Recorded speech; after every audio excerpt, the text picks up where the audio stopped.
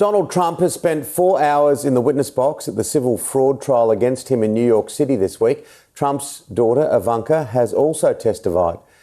US President Joe Biden's son, Hunter, and his brother James have been subpoenaed, and 5 candidates took to the stage in the third debate for Republican presidential hopefuls. It's been a busy week in the US. Professor Peter Matthews joins us now.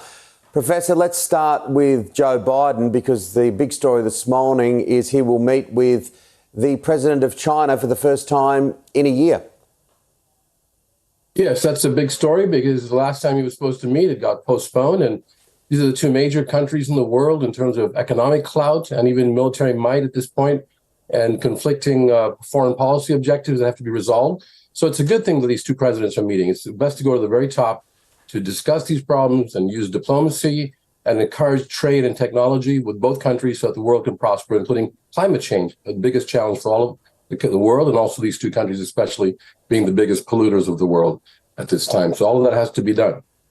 Yes, Donald Trump now, and look, his popularity just continues to grow. He's spending time in court. There's legal battles all over the United States. It's an unprecedented time in US politics.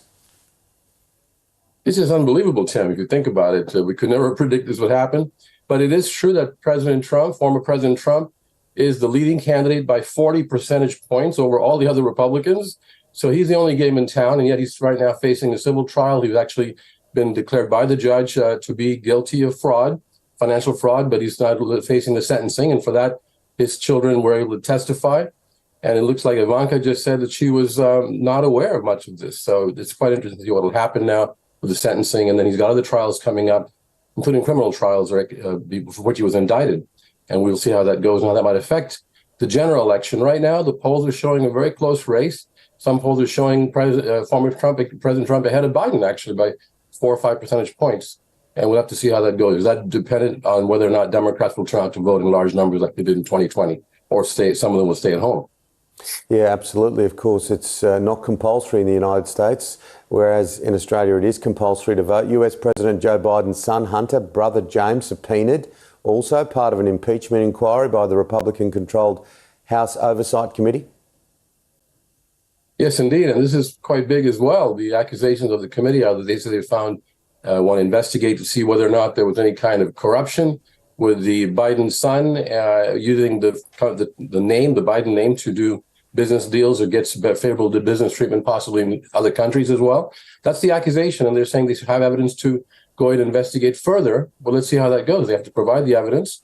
And as far as we know at this point, President Biden was not involved in any kind of corruption scandal regarding this and regarding his son. But we'll have to see where it leads, including his brother involved in the investigation as well by the House Oversight Committee. It's time just to see how these things go and to get to the bottom of it if there's anything there. Now, the Republicans, let's get back there for a moment. It was quite extraordinary, the Republican debate and the Trump rally, both in Florida on the same day. Coincidental? I don't think so. The fact that President Trump said, former President Trump said, I'm not going to go to these debates. I don't need to. I'm so far ahead. And these people are just talking off the top of their head. He wants to put himself separate and way above beyond the fray. And of course, so he holds the rally at the same time, pretty much, close to that, in the same place in Florida, southern Florida, I believe. And it was just amazing that wasn't quite surprising, but it was kind of amazing this would happen.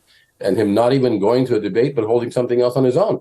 So it just shows that he feels very confident that he has nothing to worry about in the primary to win among the other against the other 5 candidates. So we'll have to see how that goes as time goes on, as these various court cases play out. That could have an impact on his standing as well. Of course, there's lots of challenges for the government in the US at the moment. The Middle East is right near the top.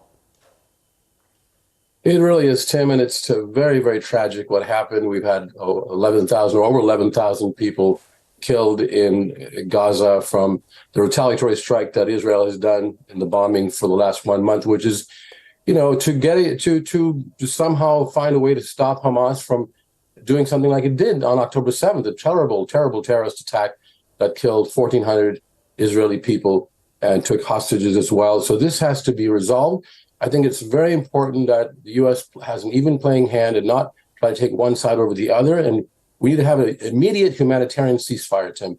There's no other way out. Otherwise, 4,500 children have been killed already in this action in Gaza itself. And 100 UN workers have been killed, 49 journalists have been killed.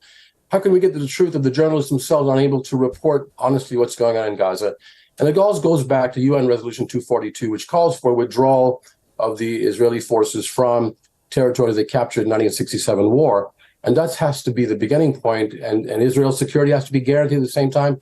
The security of other people and other countries in the area has to be guaranteed as well. For that, you need United Nations involvement, mostly United States involvement, and that has to be done in a fair way. Otherwise, we're never going to see an end of this conflict. It'll be tragedy on both sides and all sides. Yeah, it's awful to watch, Peter. It really is. Good to talk to you. And look, enjoy your weekend. We will catch up with you very soon. Thank you, Tim. Take care.